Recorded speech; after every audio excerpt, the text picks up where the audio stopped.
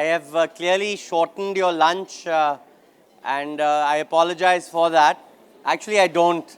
I'm also trying to lose weight, so we're all in the same boat. I appreciate you all joining and look forward to the conversation over the next hour or so. So how many of you over the last 6 months have used the word talent analytics with your boss?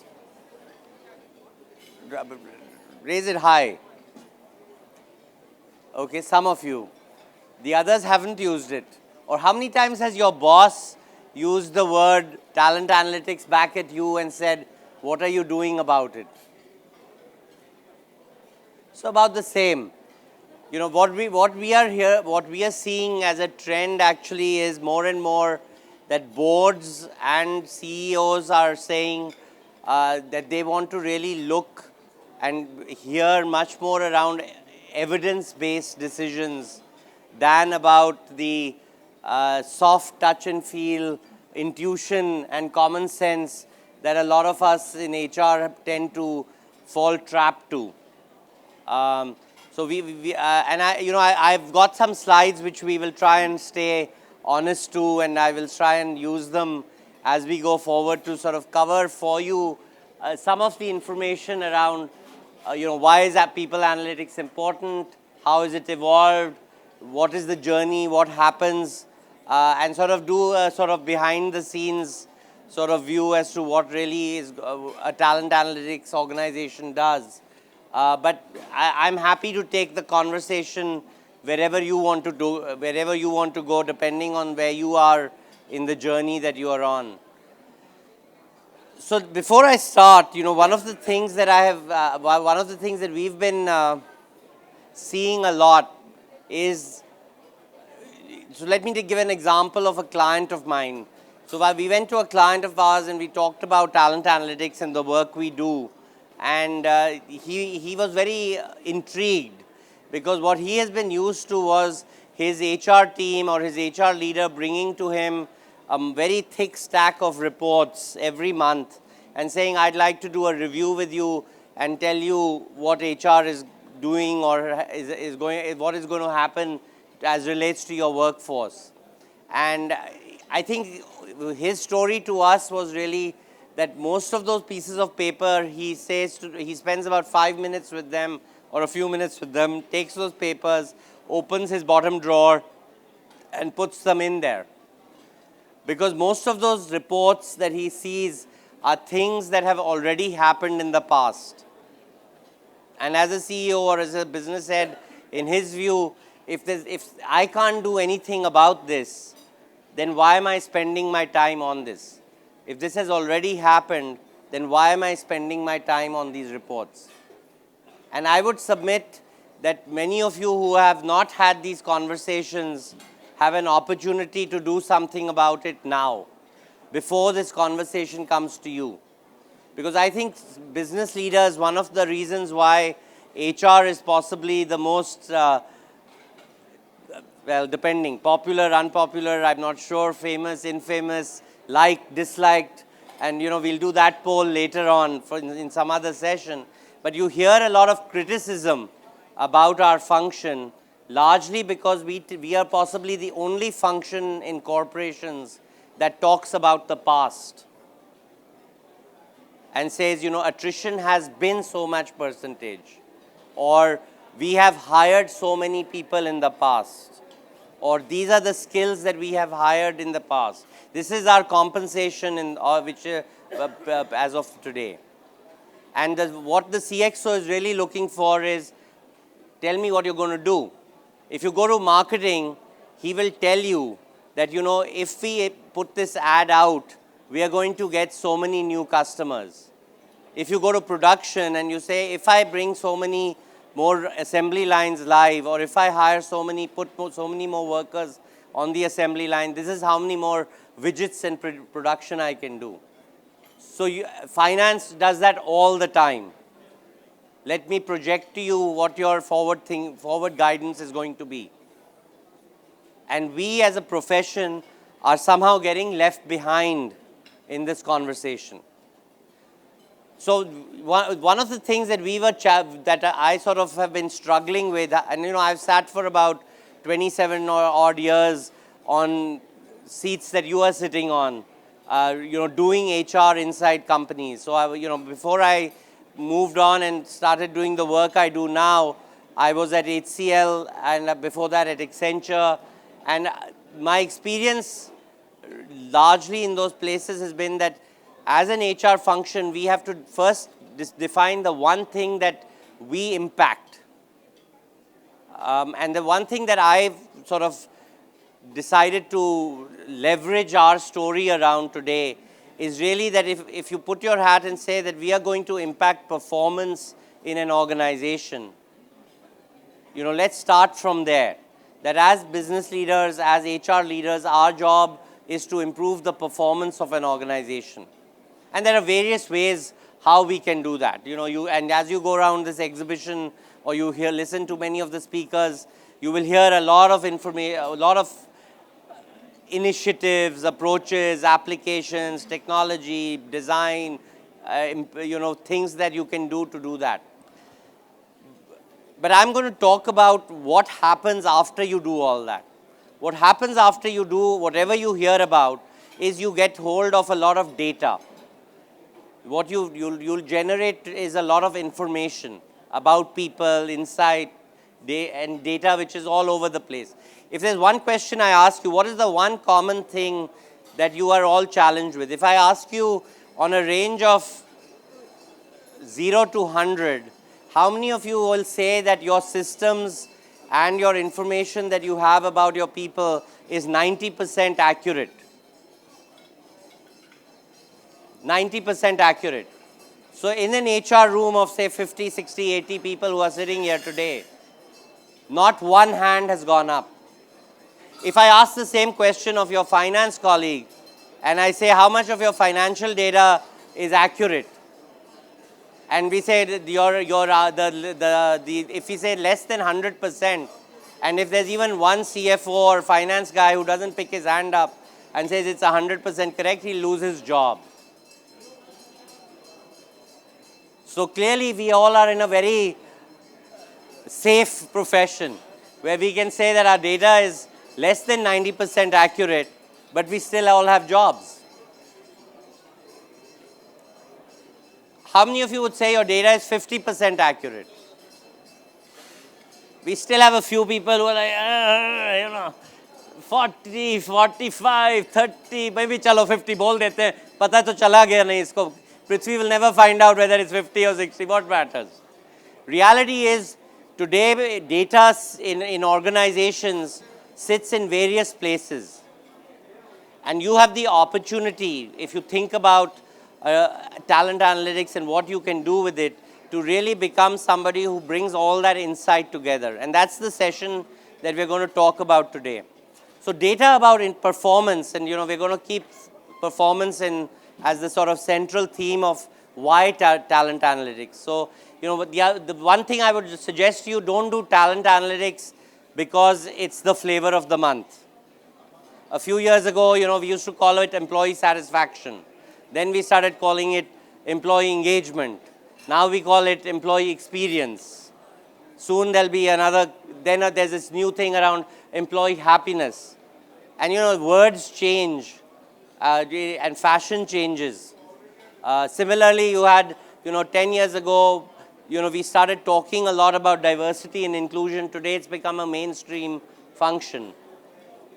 Right? I think we are at the same stage with talent analytics, where everybody talks a lot about HR reports and believes that reports are what analytics is.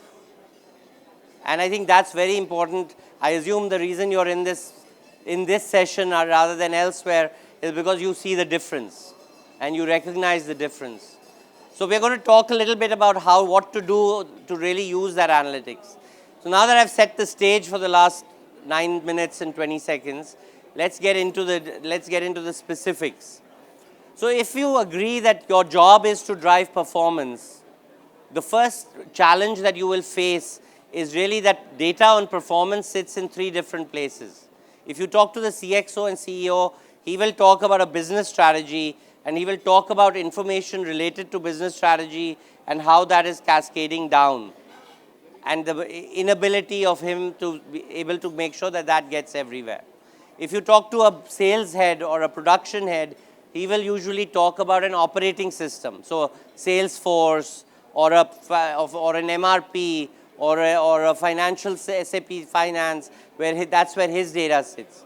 You talk to the HR guy, he will say, no, but I have a performance management system where I have performance data. And all these three rarely come together. But the reality is, if you could see the insights across all these sources of information, the ability of information to really make a big difference in your organization is huge. And some of these numbers that I put up there are actual facts from actual clients, where we've seen 80% improvement in hiring efficiency, or a rise in productivity, or an improvement in attrition rates, because we brought information together and used it as a strategic differentiator. Most of us, if you were to put your hand up, which stage of evolution are you at? Most of us are spending our time largely between operational reporting and advanced reporting. That's where we are spending, and I'm sure each of your teams or each of your business leaders wants a report with a specific cut, columns in this way, colors in this way, rows in that way, and each of us is struggling to keep up with the 20 different kinds of business leaders who want reports in 20 kinds of different ways. That takes up half our time and half our challenge. My recommendation is really that you have an opportunity to go on a journey, to really look at predictive analytics as well as cognitive analytics, to really think about how to provide insight to them. So what are some of the things that you need to worry about as you evolve? The opportunity lies that today you have technology that is affordable, available, accessible to be able to do this. Yesterday, if you had to have a BI tool or create a data lake or buy a data warehousing solution, your CIO would look at you and say, wait in line. I don't know how many of you have had fun conversations with your CIOs about asking for more budget, and how many of you have actually succeeded. If you have, please let me know, because I think that's a masterclass in itself as to how to do that. But today, technology is available, accessible. I think there is an opportunity to sort of look at the data in a much smarter, proactive fashion. And there is an opportunity to really rethink your processes and say, how do you collect data from that well? So let's start first with context. Today, if you go home, you will have an Ola app or an Uber app. You will have a wellness app. You will have a Facebook or a Instagram, all which make things better for your social life, your emotional life, your connection, your transportation, your lifestyle. You come to work and you are struggling with saying, my CEO has sent out a strategy, I don't know what's happening with it. My business guy is running sales, I don't know whether it's impacting the strategy or not. And I am doing these performance management sessions, I'm not sure whether it's really moving the needle. So our role really becomes an opportunity for HR is to see how you can bring that information together and really drive that context, which is much stronger. The second area that we really see an opportunity in is really around how do you understand relationships in an organization better. So we've seen more and more organizations starting to think about organization network analysis. I'm not sure, it was a very esoteric sort of discipline a few years ago, but O&A tools today to be able to tell you whether I am talking enough to production, or whether the sales guy is engaged enough with his customer, or whether the sales guy and the finance guy are talking enough, just by using email traffic or metadata in your email traffic.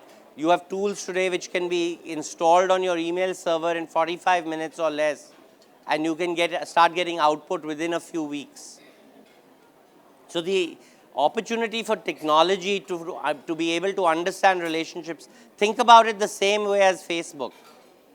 The ability for Facebook to tell you who is connected to whom, who is a mutual friend, suggest friends for you, things like that. Today, technology enables that at the workplace as well. The other area that we believe will really make a big difference on experience, beyond all the other things that you're hearing about experience, I'm trying to focus purely on what technology offers as an option, is really the user experience that you offer people. And the way your apps are.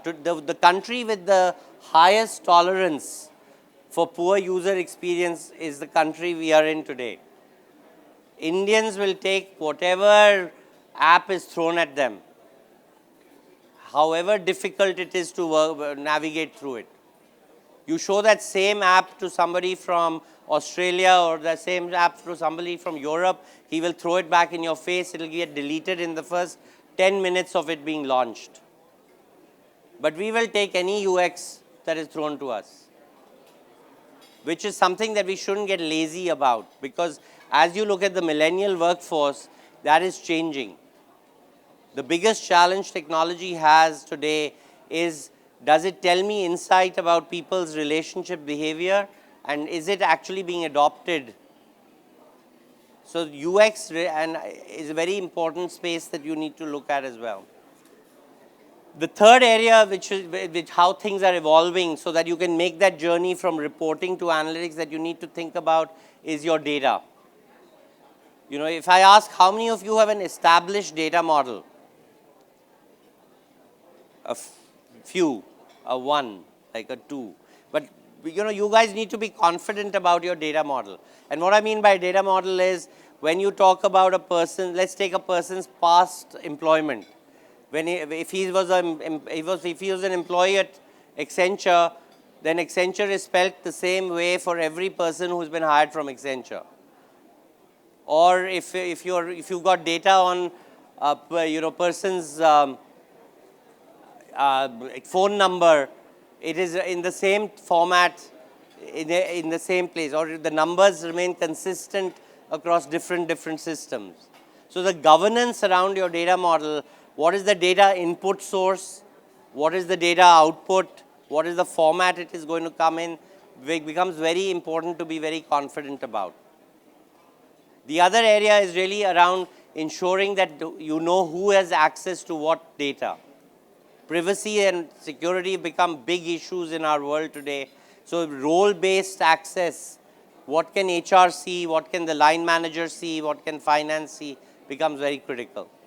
The infrastructure, making sure you have the technical stack, you have the ability to have the right servers where you can store your data warehouse, is something you need to be clear about as well. And then, of course, the security policies to make sure that the data is not getting misused somewhere. In my view, today, if you address all these issues around context, around technology, and around data, the ability, what your line managers are looking for are really actionable insights, and on specific critical talent actions in each of those areas. I'm going to sort of stop here and ask you, what are some of the questions that you could want to be able to answer for your line managers, which today you're struggling with? Or what I've said so far, do you have any questions on that? Let me just take a sort of short break so to get you guys sort of make sure that we are on track. Yes? And the line manager are really interested in knowing what is the productivity of the team that he or she has. So productivity questions around in a service-based industry, right? Are my employees being productive or not? Okay. What else? Any other things that you're hearing from your line managers, or anything else that you're wondering about? Nothing. Yes.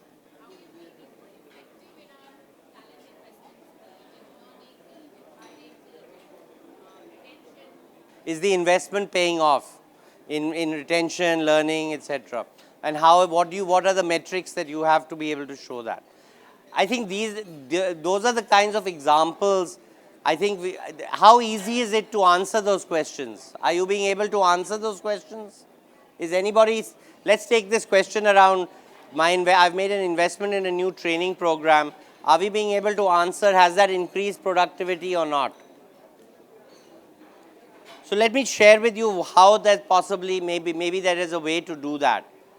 I suggest a 3-step process, right? I think there is the first stage is really around making sure if you've addressed the context right, that you know what your people are asking, the questions that you just raised. If you have found your data to be in the right place, you've cleaned up your data. That's the first step, what I call data engineering, and to ensure that your data models and your data is clean.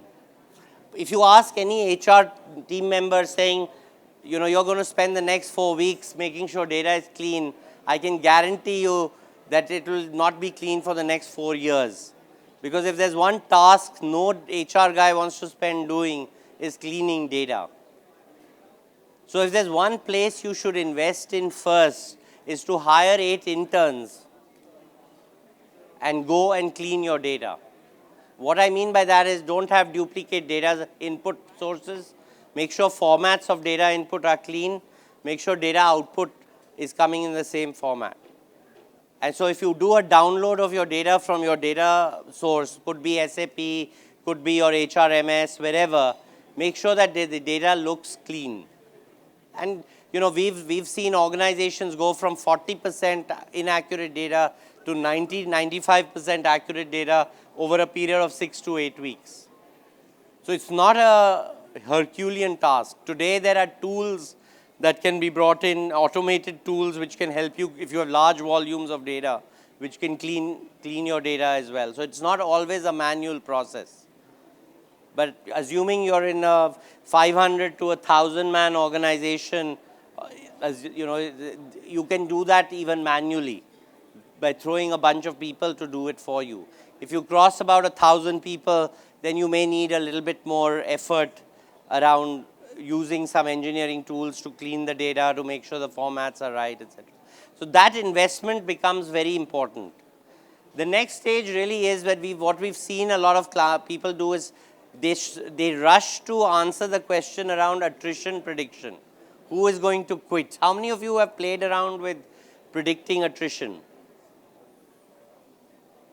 Right? So the most, if I can guarantee that if there is one model or one analytic insight that most people would have tried to do, would be around that. Right? My suggestion is that, you know, before you start looking for patterns around mining data to see how that works, you should step back a little bit and think about what is the question your line manager is really asking. What is the one thing he wants to know about the future? Is that what is bothering him, or is that what's bothering you? My feeling is a lot of time the attrition prediction is something the HR guy is the most worried about, because that's a number he is most asked about, rather than what the line manager. The line manager will most probably be asking question around productivity. Will most likely be asking, you spent $4 million or $400,000 on a training program. What did I get out of it? But most of us, if we think about how many of us have actually tried to build an analytical model to figure that out, I would say you would have one person. So actually, that's where we struggle. So the first is clean the data in simple English. Second is find out the first question that your line manager wants most insight for. Because if you do that, he's most likely going to give you some money to buy some technology, to invest in some people to get this work done. Because it's going to be a tool that he can use. And the last is really a piece which I call around decision support or decision science, which is around saying, how do I help you make your decisions better? If you can swing from saying your data is clean to answering the right questions to being able to provide that to your line manager for decision support, my view is you have clearly evolved up from operational reporting to more predictive analytics. In between, what you have to answer is these questions around context, data, and technology, so that you are getting better performance, better experience, and better insight. So I'm trying to keep it as action-oriented as I can, but please stop me whenever you like. I'm not going to go through each of the next few slides, though I'm happy to sort of answer any questions you may have as you sort of look at this. But these are the steps that happen in what I call data engineering. First, of course, are you collecting the right data? So we've done an analysis with many of our clients, and we've identified about 180 different data variables that if you had that much data, you could actually produce analytics on almost any question that the line manager is asking in these questions that I've put up here. If you have about 180, you can answer all these. Reality, in most of the clients we have seen, the number of data variables people have is in the 60 to 70 number out of the 180 that we are sort of identified. So and therefore when you go and start talking about talent analytics and you say, have you thought about talent analytics? Oh, I don't have my data is not clean. And I used to say the same thing. And we basically said it doesn't matter. Whatever data you have, you must jump into trying to improve your data engineering maturity, if I can call it that, or your ability to do that right now, today. Because if you keep waiting for this data to get clean, it will not happen. So you collect the data, you clean it up, you standardize it, you amalgamate it, and make sure that you start your reporting to be automated. When I joined HCL, we used to have 300 reports across the businesses, various cuts, this, that, and the other. And after about 3-4 months, we said, let's just stop producing the reports. Big panic. Nobody could handle that. So I said, okay, let's not do that. Let's just put a password on the report and send it out. But don't tell anybody what the password is. And let's see how many people ask us for the password. And the answer is quite embarrassing, so I will not share that in public. But you get my point. So then next month onwards, we produced 30 reports. And that was all we produced. So once your data is clean, you start to automate your reporting in a standard format, standard template. And if somebody asks you for a specific, I want it cut this way, I want to analyze it this way, etc., you can turn around and do that now, because instead of producing 300, you're only producing 30. So you have the ability and the capacity to do that. So that becomes a very important exercise, and the big piece remains around keeping it clean, about keeping this data integrity clean. So, we recommend an audit every year, so that audit tells you whether you're on the right track. The next stage is really around data science, and I'm sorry, I'm sure the writing is small, but so I'll just talk through what we're trying to say here is that here is where the questions that your line is asking needs to be identified. So are you asking about talent acquisition? Are you asking about talent engagement? Are you asking about performance? Are you asking about learning? These are you need to shift from a lag indicator to a lead indicator. How many of you today report lead indicators which you feel are, majority are lead indicators and minority are lag indicators? Is anybody in that position? Getting there. And everybody should be getting there. If there was one other than the data cleanup that I'm going to keep hankering about, there's a second thing that you do when you go back is look at your reports, reduce them, But the third thing you do is see in those reports, are you got more lag indicators or have you got more lead indicators? And that's what's really going to impact. That's where your data scientists will really come in and help you. But you don't need them. On reality is, we've been in this profession long enough to be able to figure some of this out. Where you need data science support is really around running the quantitative models, finding out the right algorithms, etc. And how do you do that? And there are various tools, etc., which we can talk about maybe offline, and we can tell you about how we do that. So, for example, I work for a company called KPI Soft now, and just to make sure I earn my salary, what we've done is essentially created a single engine where we take data from a client and we run that data through our engine through 80 different algorithms and 80 different statistical models. So the quantitative work that you have to do is crunched down and it's automated for you. So that you as an HR person can actually spend more time on insight and building analysis around it.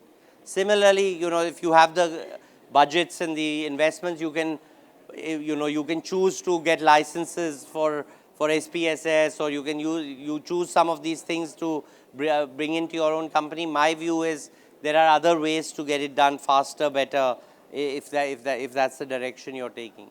The last step is really around decision support, and this is really the important part is that little thing at the bottom, which is what visualization tool are you using to make the line manager actually look at what you are predicting. How many of you have invested in Tableau licenses or Click licenses? Not for HR, or for HR? Couple. So I must say, either there are two feelings I'm having right now. One feeling I'm having is of huge depression.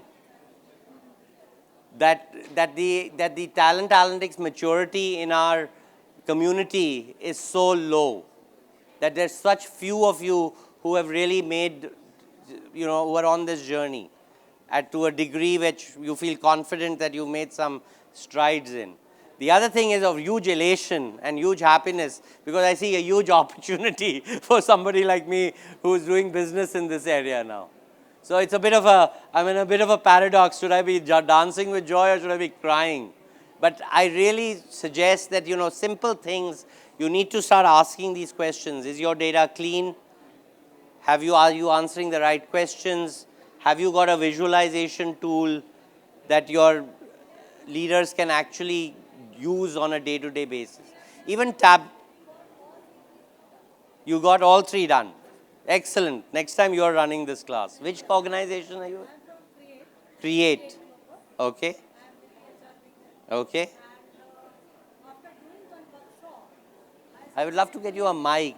Can I get a mic, please? After doing a workshop? On HR analytics for 3 days. Then I started this process almost a year back. I created matrix function models.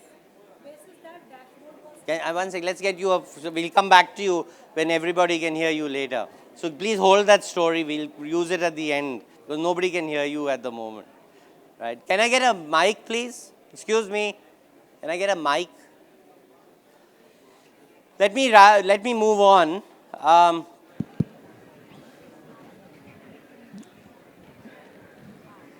Thank you. Let me move on a little bit. So to just summarize, that's the process that I've sort of talked through for you. And the lady from Create will sort of tell us about her story and how it sort of may possibly align with that. You have a question?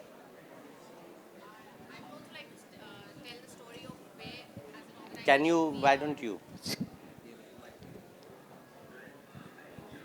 So hi, my name is Priya Ramdev. I'm from Accenture, your very nice. old company. So we at Accenture we have made significant strides in this area. From the time when we would be primarily describing or reporting on what happened and what was the past trends, we are now getting into more and more actionable insights, trying to nail down what is the question that our business wants us to answer, and then trying to understand what we can. We have also dabbled with tools like predictive analytics, etc., with not much takers from the business. So I think the journey where we are heading now is more around how can we be more prescriptive about how we optimize. How can we so not answer the what question or the why question, but the how question.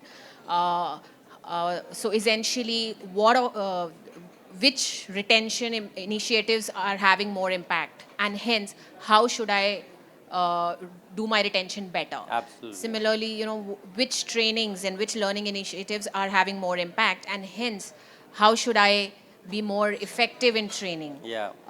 And eventually, I think once we start to answer the how questions, then we'll get to the who questions, which means I'm hoping that's when the appetite will come that, okay, fine, who are the people who I should be spending my learning dollars on?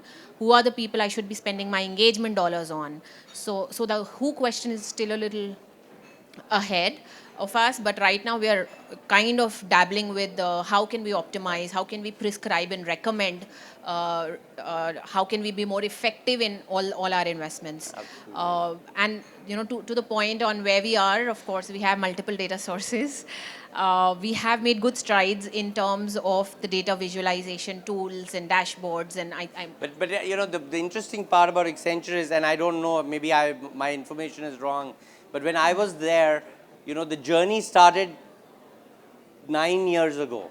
If I was to put a date to it, I would say the first person we hired in talent analytics in the HR space in India at least was in 2009. So it's great to hear the story. The point I'm trying to make by that date is that if you don't start early, by the time you reach where you need to be with the insight that possibly you're providing your line managers, you will be so behind from a competitiveness perspective. So the time to start is now. Yeah. Because the journey is not a swift one. You can, even your name is? Priya. Priya. Even Priya is, the point she's making is that, there is still stuff that we can do more. I think that's a great maturity over the last many years. Yeah, it's been a journey. Yeah. Hi. I have a very fundamental question. Please do ask me. You talked about, you had 300 reports and you put passwords on that and no one came back.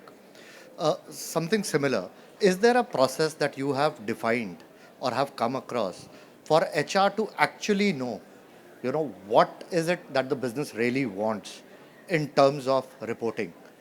Because, whenever you go to them, it always seems like there's something else that they need their finger on. Yeah. So, even if we go, go down this path, and a lot of us have, even we have in our own organization. Where are you from? Tata Communications.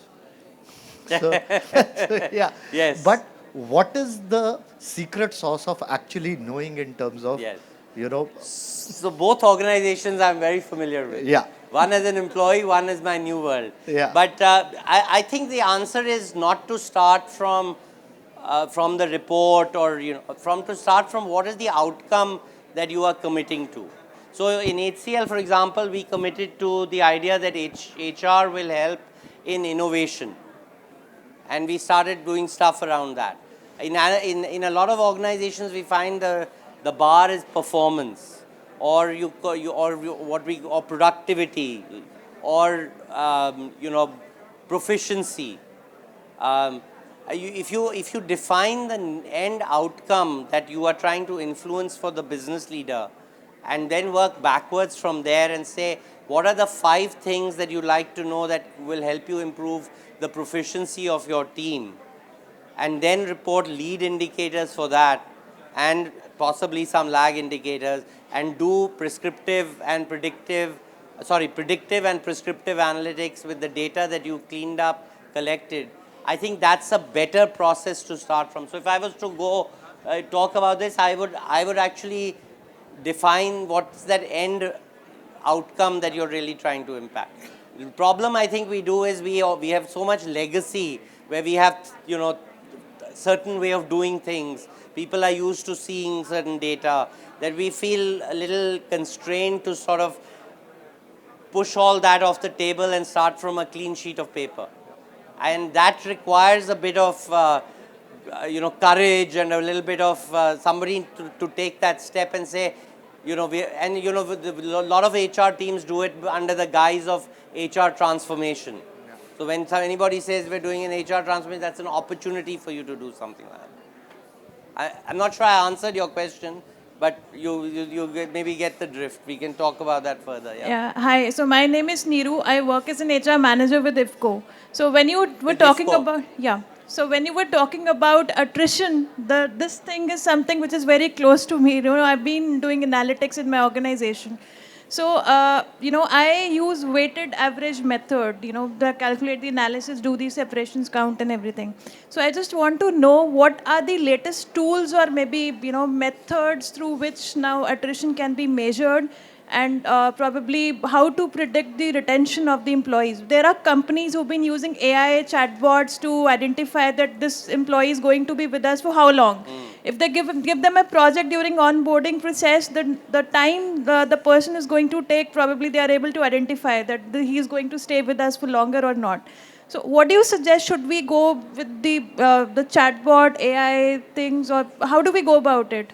So, I think from my perspective, I think the big question comes as to, have you identified the variables that impact attrition in your organization? Okay, what are the data elements which reflect the variables that affect it? So, for example, there is a particular client where they found the highest variable impacting attrition was the distance from the office. Sure. Or was, if you have the clear view of those variables, I think is the first step. Then which statistical method, whether you use random forest or whether you use weighted average or whether you use multivariate regression or whatever method, and I can put you in touch with our data science team to sort of figure that out, is different. But it's the collection of the data variables that is important. So an AI chatbot, it's not the chatbot that is going to make the person stay. What data is that chatbot capturing from that conversation that you can actually use? So if you find that a chatbot collects data faster, more accurately, in a more structured fashion that you can then do analytics on, then use a chatbot. But don't use a chatbot because it's fashionable to introduce a chatbot in. But so is the chatbot collecting the data variables that you're looking for in a more accurate, structured fashion, which you can then analyze using a variety of statistical methods, then go down that path. Otherwise, there is no reason for you to complicate your life by, somebody told me today afternoon saying that, why should we do all this? I should have a sense of this anyway. The sense of it is where the struggle is. If you have a good sense and you're getting it right, then you're doing something right. But if you don't, then collect more data and better data. Okay, so we've identified the variables. What could be the most effective method to I would say not one method. I would say that actually you should run it through a variety of statistical models. Okay, like predictive regression is one I know. That's right. So there are 4 or 5, and I don't want to necessarily air my ignorance. So I will put you in touch with with somebody who can help with you. If you give me your card after this, I will talk. Yeah. But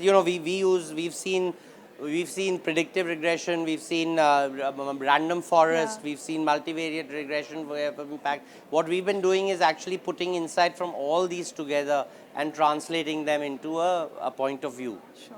So one of the things I have sort of gone away from is using a single algorithm or a single model to define something, because I don't think that our world is so simple that one model will give you the level of accuracy that you want to get where you need to be. Sure. Thank you. Anybody else? So I'm going to sort of wrap up in a few minutes. I've got an example here which I'm not sure can be read by anybody, so it's a good example. It's been put up. But we did,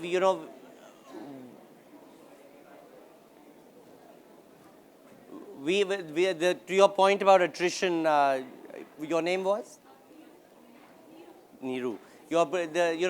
The same process that we talked about is how we've sort of developed this solution, and we can share that example with you in more detail possibly after.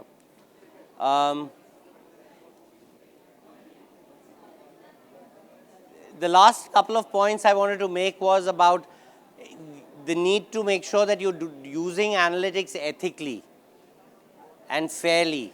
That's something that is an area that you may want to ensure is you're investing in.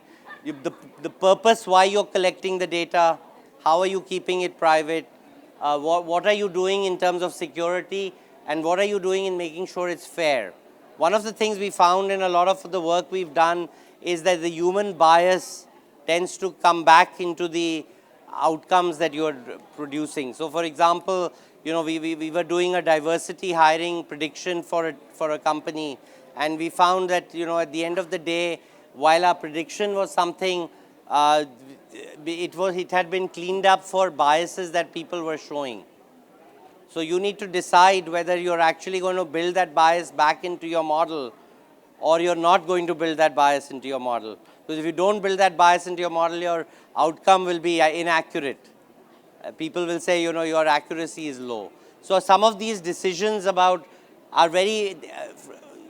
important to have a conscious conversation around and have a very clear view about where you stand on some of these matters. The questions that I think that to wrap up, that we should try and answer is really 3 or 4. What is happening now? The same way as you do it in any of your transport apps or your Uber apps or your Ola apps. Where are you today? I think you need to show that data. You need to show what do you need to know. Similarly, which is really a notification, so people know information that possibly they are not as visible to as you are. What do you recommend they do about it now and always? So this is the point I think you were making about the prescription piece about it, right? You need to start coming out with more and more recommendations around that. And last but not the least, how do I avoid what is happening? And I'm going to sort of assume that these are some of the things that you all are already starting to think of. I've sort of underlined that over the last few minutes. I'm going to sort of stop there and ask if there are any other questions that you all have, or anything I can address specifically. Any other comments that you have? I think the material will be available to you. So I know some of you took some photographs. I think the material will be available or will not be available. Up to me. Okay. So we'll decide on that. What else can I answer? Yeah, please. Thank you. Is the mic somewhere?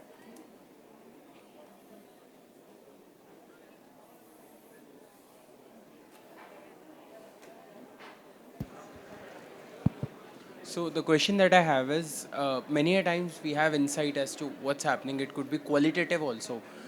So I have worked in FMCG for the last 4 years, and even now I'm in Johnson & Johnson, which is primarily FMCG or med devices. Now, we know for sure that in my past stint that these are the targets which are not working, incentives are not happening, and hence you will lose people.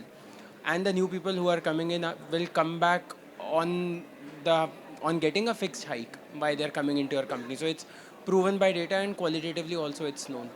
And we have those insights. But many times we are forward thinking, but yet we are thinking ahead that, please redesign incentives, or what we can come back and do. Even I've partnered on working on some of these incentives.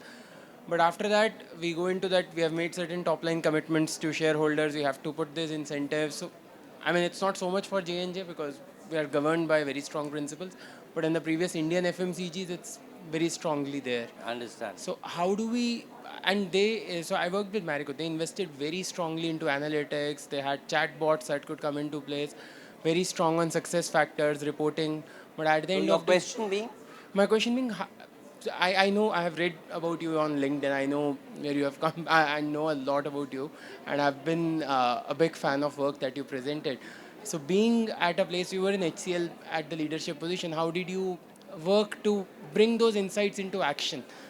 So I think that one of the things that we have learned is that you know data needs to be democratized. It needs to be made visible and to the people who need to take the action as quickly as possible.